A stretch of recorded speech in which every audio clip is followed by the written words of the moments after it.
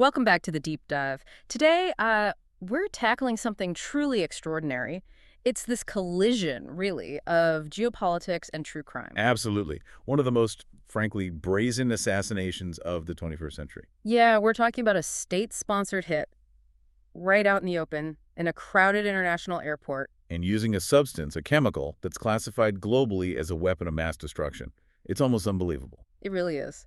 So, our mission today, a deep dive into the 2017 murder of Kim Jong-nam. Right. The estranged older half-brother of North Korea's leader, Kim Jong-un, killed in Malaysia. We've got sources covering the whole thing, the crime itself, the victim's background, this bizarre deception involved, and then the huge diplomatic mess that followed. And what's really fascinating, I think, is how the method they chose was so central. It wasn't just about killing him quietly. No, definitely not quiet. This was a performance, a calculated display of state power, designed to send a message. A message of ruthlessness. Utter ruthlessness, yes. And also technical sophistication. They wanted certain people to see it rivals inside North Korea and global players like the U.S. and China. Okay, let's get into the specifics. The scene itself, Kuala Lumpur International Airport 2, KLIA-2. Yep, KLIA-2. February 13th, 2017, around 9:00 in the morning, so a really busy time. The departure hall. Packed, and the whole thing was caught on CCTV, wasn't it? The coordination. It was. You see Kim Jong-nam just walking, looking at the departure boards, I believe, and then it happens incredibly fast. Two women approach him? Yeah, almost at the same time, but from different directions. Our sources call them unwitting foreign nationals. They quickly smear something, a liquid, across his face. Just like that, in seconds. In mere seconds. And they walk away quickly in different directions. And this liquid, it wasn't just any poison? No, definitely not. Toxicology came back definitive. VX nerve agent. VX. Okay, the chemical name is ethyl S2-desuperpopylaminoethyl methylphosphanethiolate. Right, quite a mouthful. But the key thing is what VX is. It's this oily, amber-like liquid. And the UN classifies it as a weapon of mass destruction. Banned under the Chemical Weapons Convention since '93. Exactly. So using it in a crowded civilian airport, Yeah. it's just a staggering escalation. And it worked incredibly quickly. He died fast. Terrifyingly fast. He actually made it to the airport clinic, seeking help. They even gave him atropine, which is the standard antidote for nerve agents. But it wasn't enough. Didn't matter. He died within about 15 to 20 minutes of the attack. Widespread organ damage, respiratory failure, just gone. Wow. 15 minutes. That's incredibly potent. It is. And that speed, combined with the fact that the women who applied it survived, that points to something really sophisticated operationally. This is where the state involvement becomes clear, right? Because the women just walked away. They walked away holding their hands up, away from their bodies. They washed them off soon after. They survived because this wasn't likely pre-mixed VX. It points towards a binary chemical weapon. Okay, a binary weapon. That sounds advanced. Break that down. Why does that matter so much? Well, think of it like this. Two ingredients that are mostly harmless on their own, but lethal when you mix them. So the women weren't carrying VX itself? Probably not. The thinking is each woman applied a different, less toxic precursor chemical. Right. Let's call them compound A and compound B. And they combined on his face? Exactly. They combined on the target, on Kim Jong-nam's face, to form the actual lethal VX nerve agent right there. That is chillingly precise. The women are safe, relatively speaking, but the target gets the full dose. Precisely. And that's not amateur hour. That requires serious chemical expertise, lab capabilities. Yeah. It demonstrates a technical sophistication North Korea hadn't explicitly shown before in its chemical weapons program. And it also shows they planned for getting their assets out safely, even if those assets were just pawns. Right. Maximum effect on the target, minimum risk to the operators, even the low-level ones. It's deeply calculated. Okay, so that's the how. Let's talk about the why. Why him? Why Kim Jong-nam? And why this way? We need to understand who he was. He wasn't just any dissident. His background is key. He was Kim Jong-il's firstborn son, born in secret, actually. But groomed for leadership initially? Oh, yes. Very much so. He got this cosmopolitan education, Moscow, then Geneva. Became fluent in French, English, exposed to Western ideas. For a long time, he was seen as the clear heir apparent. Until that incident in 2001, the Tokyo airport fiasco. Right, the infamous Disneyland trip attempt. May 2001, arrested at Tokyo Narita. He was using a fake Dominican Republic passport. Under the name Peng Shong, which means fat bear. Yes, Fat Bear. That story, the Disneyland one, became the public reason for his fall from grace. Humiliating. But our sources suggest there was more to it. It wasn't just about wanting to see Mickey Mouse. Well, the timing is interesting. While that incident was the public catalyst, the real issues were deeper. He'd been quietly advocating for some political and economic reform. Reforms. In North Korea, that wouldn't go down well. Not at all, especially with the hardline military factions. And crucially, this was happening just as a rival power base was consolidating around his younger half-brother, Kim Jong-un. Ah, the eventual successor. So Jong-nam gets sidelined, goes into exile around 2003. That's right. Lived mostly in Macau, Singapore sometimes. And importantly, he was understood to be under Chinese protection. Which adds another layer entirely. So in exile, he wasn't just out of sight, out of mind. He remained a threat. A serious, multifaceted threat to Kim Jong-un's legitimacy. Let's break it down. Okay, threat number one. Legitimacy. He's the eldest son from the Baekdu bloodline, the sacred lineage. Symbolically, he's always there as an alternative, a potential rallying point, even if passive. Traitor. Dissent. He wasn't shouting from the rooftops, but occasionally he would give interviews or make comments critical of the hereditary succession, critical of the regime's direction. Okay, so he's a symbol and a critic. What's threat three? The China connection. This is huge. Beijing saw him as, let's say, a potential asset, a plan B perhaps, if things went sideways in Pyongyang. A replacement leader, waiting in the wings, protected by China. Potentially. And from Pyongyang's perspective, having China protect him like that, it's a direct challenge, a major loss of face. It implies China doesn't fully trust or back Kim Jong-un. So legitimacy, dissent, the China factor, that's already a potent mix. Yeah. But then there's the final piece, the trigger. And this is where it moves from dynasty politics into full-blown international espionage. After his death, it was confirmed. Kim Jong-nam was an informant for the CIA.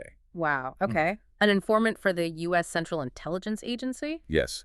He apparently met with handlers multiple times, often in Singapore and Malaysia. And his last trip, the one he was on when he was killed. It started with a meeting just days before in Langkawi, Malaysia, with a man suspected of being his CIA handler. And didn't they find a lot of cash on him? They did.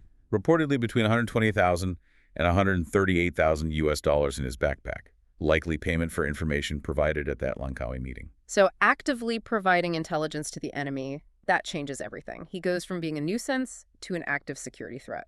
An intolerable one from Kim Jong-un's perspective. That CIA connection likely sealed his fate and explains the extreme prejudice used in the method. No more quiet attempts. This needed to be final and send a very loud signal. It's tragic, too, because he seemed to know they were coming for him, didn't he? He absolutely did. There was a reported assassination attempt back in 2012 that he survived. And the antidote. Right. Found in his bag at the time of his death, a dozen vials of atropine, the very antidote for the nerve agent they used. Carrying a dozen vials. He wasn't just paranoid, he was actively anticipating a chemical attack. His fear was completely justified. Chilling. Now, let's look at how they operationalized this, how they got those two women to deliver WMD. It involved really cynical manipulation. Exploiting their vulnerabilities, you mean? Exactly. The two women, Siti Aisyah, an Indonesian masseuse just looking for better economic prospects, Yeah. and Awan Pi Hung from Vietnam, an aspiring entertainer, maybe hoping for social media fame. Our sources called them ideal targets for the ruse. Because they were seeking opportunity, maybe a bit naive, looking for quick money and a bit of glamour or fame. Easy marks. And the ruse itself? How were they recruited? Separately, by North Korean agents, intelligence operatives from the Ministry of State Security who were pretending to be TV producers, from China, from Japan, different covers. Offering them roles in a prank show. Yeah, exactly. A hidden camera prank show, supposedly for YouTube or something similar. They were offered payment, around $90 per prank they pulled off. $90 to potentially assassinate someone. Doesn't sound like much. But it wasn't presented like that. The crucial part was the conditioning. This wasn't a one-off job. They practiced. Dozens of times.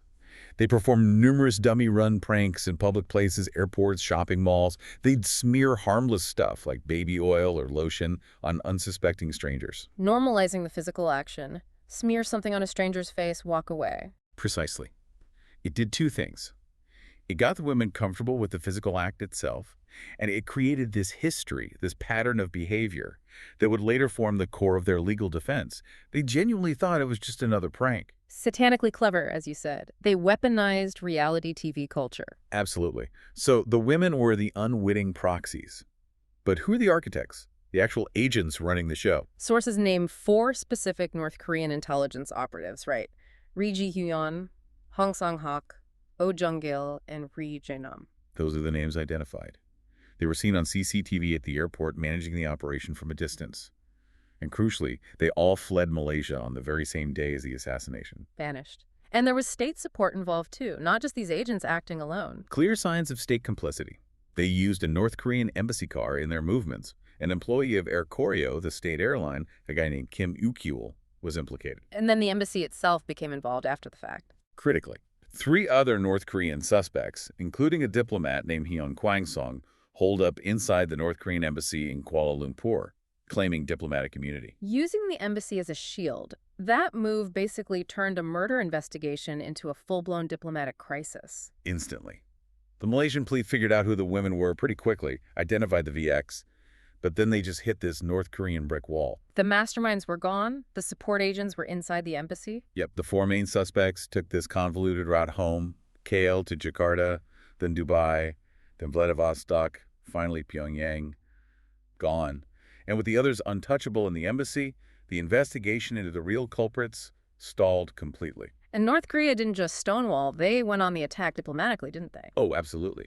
Their ambassador in Malaysia, Kan Chol, held press conferences accusing Malaysia of colluding with hostile forces, meaning South Korea, the U.S., to frame the DPRK. Which is an outrageous claim, a massive breach of diplomatic protocol. Extraordinary. It led Malaysia to expel Ambassador Kan Chol.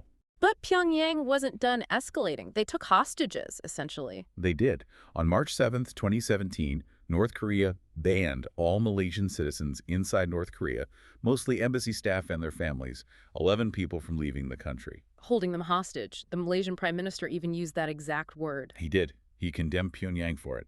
Malaysia then responded in kind, preventing North Koreans in Malaysia from leaving. A complete diplomatic standoff. So this hostage crisis is the backdrop for the trial of the 2 women, Siti Aizia and Won Tu-hung. Exactly. And that context explains the controversial outcome. The Malaysian High Court judge actually found there was enough evidence to infer a well-planned conspiracy involving North Korean agents and that the women were involved. But they weren't convicted of murder, despite delivering it a PMD. How does that work? Geopolitics trumped justice.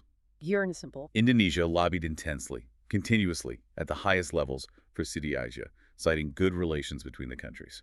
So Malaysia dropped the murder charge against her? They did. The prosecution withdrew it. She walked free. And Won Tu-hung, the Vietnamese woman. Vietnam also applied significant pressure. Eventually, she accepted her plea bargain, pleaded guilty to a much lesser charge. Whoa. Voluntarily causing hurt by dangerous means. Voluntarily causing hurt for participating in a VX nerve agent attack. It seems absurd, but that was the deal.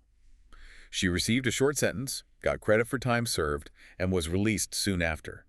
She was the only person convicted of anything related to the assassination, and her conviction was minimal. So let's just pause on that. What does it actually mean? North Korea orchestrates a WMD attack in a foreign country. Uses unwitting proxies, Gets all its agents out. uses diplomatic immunity and hostage-taking. And essentially forces the prosecuting country to drop the serious charges. That's the takeaway. The legal process became a tool for diplomatic negotiation. Getting the Malaysian citizens home became the priority, not accountability for the murder. Justice was completely sidelined. North Korea got away with it. Every single person involved from their side. They did. It's a chillingly successful operation from their perspective. So wrapping this up, the whole spectacle, the public airport, the WMD, the brazenness, it was all part of the plan. Absolutely. The strategic calculation. Use VX publicly to showcase a terrifying capability. Signal to anyone inside North Korea thinking of challenging Kim Jong-un. There is no safe haven anywhere. And the message to the U.S. and China. Stay out of our internal affairs.